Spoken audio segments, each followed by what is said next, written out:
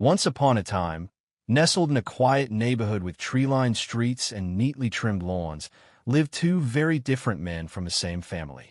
George, a 72-year-old retired accountant, lived in the modest home he'd bought with his wife nearly 4 decades ago. Every piece of furniture in his house had a story. The worn-out recliner in the living room, that was from the year their first child was born.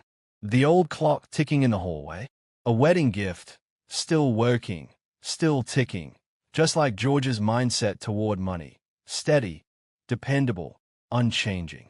Across the street lived Jake, George's 26-year-old grandson. Jake had recently moved into a stylish, modern apartment with minimalist decor, LED strip lights, and a smart speaker in every room. His lifestyle was sleek, fast, and digital, just like the world he grew up in. George and Jake got along famously. They both loved classic rock, long walks, and apple pie. But when it came to money, how to earn it, spend it, and save it, they lived on different planets. George believed in budgets written with pen and paper. Jake believed in budgeting apps, though he rarely opened them. George had one credit card, used sparingly and paid off fully every month. Jake had 5, 2 of them maxed out. On a breezy Sunday morning, Jake wandered across the street with a cup of iced matcha latte and flopped down into the garden chair beside George. Jake always admired his grandfather, George. Not because he lived in a big house or drove a fancy car, he didn't, but because he seemed settled, calm, financially at ease. The kind of man who sipped black coffee at sunrise, read the newspaper front to back, and still used a notepad to track every dollar he spent. Jake, on the other hand, lived in the fast lane of a very different generation. His mornings started with matcha lattes, not because he needed the energy, but because that's what everyone around him drank. $6 for a cup of green foam felt normal. So did ordering dinner 3 nights a week, juggling 5 streaming subscriptions, and upgrading his phone every time a new one came out. He never really questioned these habits. They were just part of the lifestyle. But something started to shift. It began during one of his regular weekend visits to George's place. Jake had glanced through his banking app while waiting for his coffee to cool. In just the past week, he'd spent over $300 on things that, looking back, didn't feel necessary. A few meals out, a pair of wireless headphones, a gaming subscription he barely used. Meanwhile, George had kept his spending under $200 for the same week, and that included a donation to a local fundraiser. Jake was stunned. How could someone spend so little and still live so comfortably? He didn't ask the question out loud, but it lingered. Over the following weeks, Jake started paying attention. He watched how George reused things, how he bought groceries with purpose, how he kept receipts and logged expenses in his notebook. There was something oddly admirable about that discipline. And so, a new curiosity was born.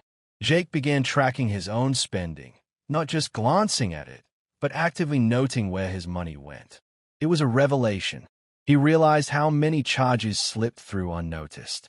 Auto-renewed apps, delivery fees, impulse buys during late-night scrolls. It all added up, and more than the amount, it was a lack of intention that bothered him. One morning, after canceling a handful of forgotten subscriptions and cooking his own breakfast, Jake felt something unfamiliar: relief.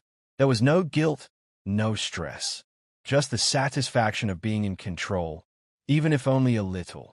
And that's when he realized he wanted more of that feeling. Before we go any further, make sure to subscribe to Finance Family, where everyday stories meet smart money lessons that can shape your future. Jake started small, packed lunch instead of eating out, walked when he could, delayed purchases by 24 hours to see if he still wanted them.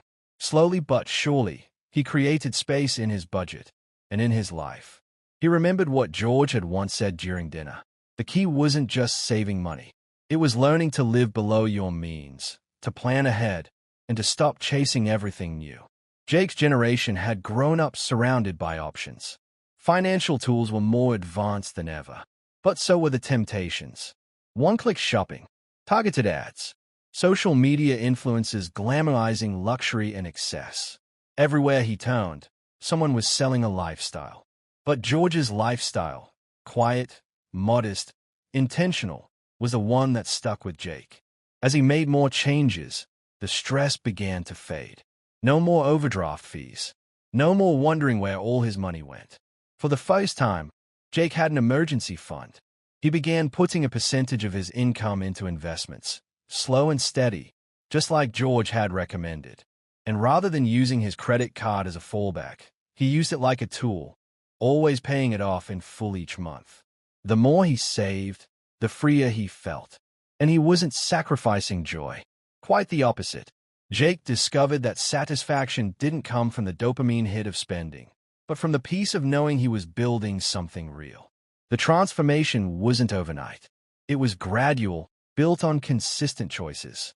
But each time he skipped an impulse buy, each time he cooked instead of ordered out, each time he said no to something shiny and yes to something meaningful, he felt stronger. He began to understand that financial wisdom wasn't just a generational quirk. It was a tool for survival, a quiet superpower, and it had been sitting across the street all his life. As the weeks turned into months, Jake's life quietly transformed. No major announcements, no social media updates, just small, steady changes that began to shape his entire outlook. He no longer rushed through his spending without thought. Instead, each purchase was made with intention.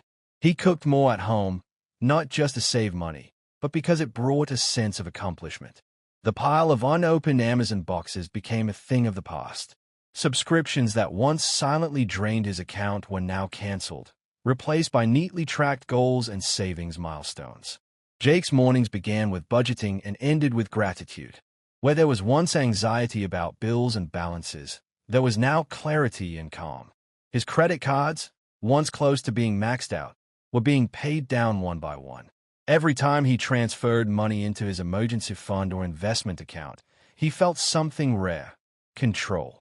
He had always believed financial freedom was reserved for people who earned six figures, owned businesses, or inherited wealth. But watching his own progress proved something else entirely. Freedom was built in the daily choices, the discipline, and the long-term thinking.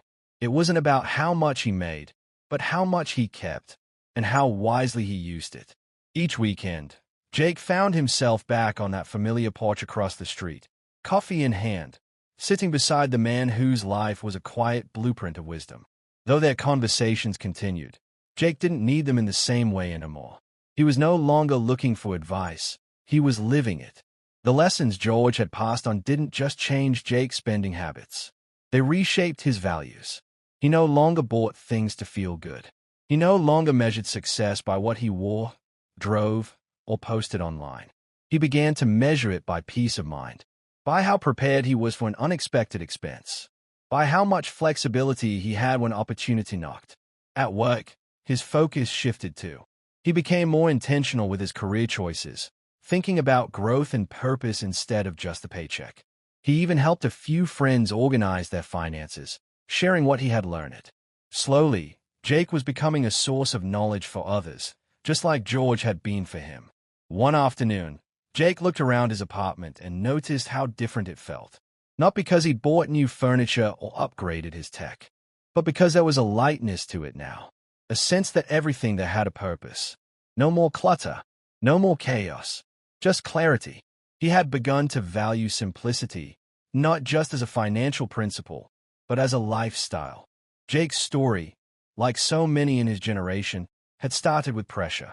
Pressure to spend, pressure to fit in, pressure to live big before he had the means. But somewhere along the way, he discovered something powerful.